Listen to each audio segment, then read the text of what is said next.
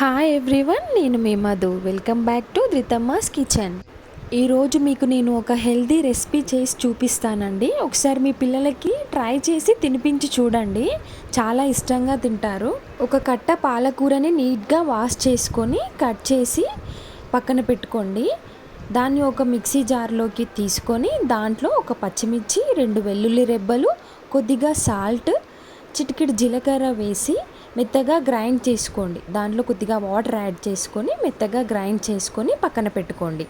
ఆ తర్వాత స్టవ్ పైన కుక్కర్ని పెట్టి దాంట్లో 1 టేబుల్ స్పూన్ నెయ్యిని వేసి దాంట్లో కొద్దిగా ఆవాలు, జీలకర్ర, ఒక ఎండుమిర్చి, పచ్చిమిర్చి, ఒక చిన్న సైజు ఉల్లిగడ్డ, ఒక క్యారెట్, అలాగే చిన్న సైజు టమాటాని సన్నగా తరిగి వేసి కలుపుకోండి.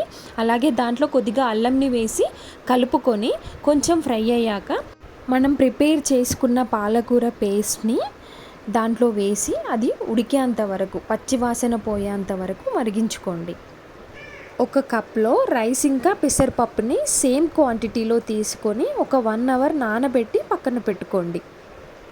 నానబెట్టిన రైస్ని ఉడుకుతున్న పాలకూరలో వేసి రుచికి సరిపడా సాల్ట్ వేసి సేమ్ క్వాంటిటీలో ఏదైతే కప్ తీసుకున్నామో అదే క్వాంటిటీలో వాటర్ని, ఒక కప్ వాటర్ని తీసుకొని యాడ్ చేసుకొని 3 విజిల్స్ వచ్చేంత వరకు మూత పెట్టి ఉడికించుకోండి.